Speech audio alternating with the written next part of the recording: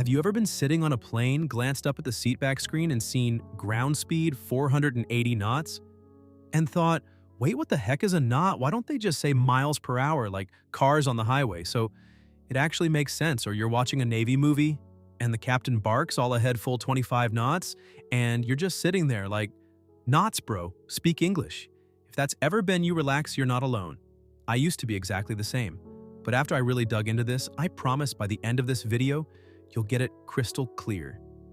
And you'll probably be dying to explain it to your buddies at the next cookout. Coffee or iced tea ready. Let's jump in rewind with me to the 1500s. You're a sailor on a creaky wooden ship, no GPS, no radar.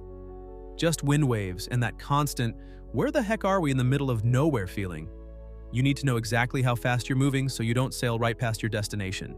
Those salty old mariners came up with something seriously clever, and that's exactly where the word knot comes from. They created what they called a chip log, a fan-shaped piece of wood tied to a super long rope. Along that rope, they tied knots at perfect intervals, exactly 47 feet 3 inches apart, about 14.4 meters. Here's how it worked. Throw the wood overboard, let the line pay out as the ship moves. One guy counts how many knots slip through his fingers. Another guy flips a 28-second hourglass. When the sand runs out, you give the line a sharp yank. A clever little pin pops out, the wood flips flat, and you can haul it back in without fighting the water. Why 47 feet 3 inches in exactly 28 seconds? Picture this, you're on a rolling ship. No calculator, maybe seasick as hell. It had to be dead simple. So they did the math like this. Here's the genius part that always makes people go, whoa, 1 nautical mile is 6076 feet. There are 3 600 seconds in an hour. They used a 28-second hourglass because it was easy to handle on a rocking ship deck. Do the quick math, take 6076 feet, divide by 3600, multiply by 28, and you get right around 47.25 feet. That means every single knot that slipped through their fingers in those 28 seconds meant the ship was traveling exactly 1 nautical mile per hour, and that's exactly why they started calling the speed knots. Okay, but what even is a nautical mile, a regular statute mile? What we drive on roads is 280 feet, originally 1000 Roman paces later, standardized by Queen Elizabeth I in 1593. A nautical mile, though, it's based on the actual shape of the Earth, exactly 1 minute of latitude, 1/60th of a degree along any meridian. In 1929, the whole world agreed 1,852 meters or 6076 feet. The genius part on a nautical chart. Those latitude lines on the side of the map are literally a built-in ruler. Captains and pilots just grab their dividers, measure straight, and boom distance in nautical miles. No conversion needed. Insanely convenient. From ropes and wood in the 1500s through 2 world wars, all the way to modern commercial aviation. The knot never changed. Back in the 1970s, a few countries tried switching to kilometers per hour. Sounded logical, right? But retraining millions of pilots and sailors worldwide, massive cost and the risk of deadly mistakes during transition was way too high. So ICAO basically said, let's keep knots for now. That for now has lasted over 75 years. And nobody's brave enough to change it. In 1983, everyone learned exactly why. Air Canada Flight 143 ran completely out of fuel at 39,000 feet because someone mixed up pounds and kilograms when they loaded the fuel. The pilots glided it to a perfect emergency landing on an abandoned runway in Gimli, Canada. All 61 people on board survived in what we now call the Gimli glider. In aviation, getting units wrong isn't just annoying, it's life or death.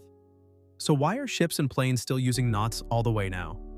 Here are 5 rock-solid reasons that actually make total sense.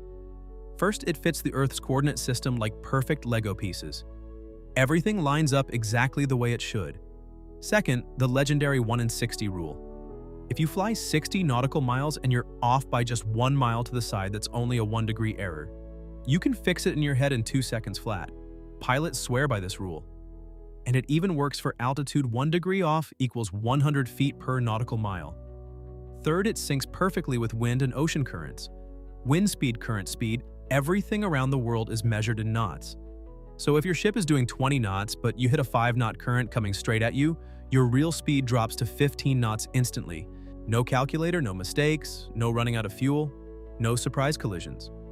Fourth, it was born from real tools at sea and has been battle-tested for more than 400 years.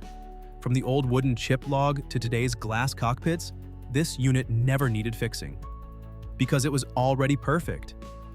Fifth is the international safety standard. Back in 1969, the United States switched to knots so they could match the rest of the world. Now, when air traffic control says reduce to 180, every pilot on the planet instantly knows exactly what that means.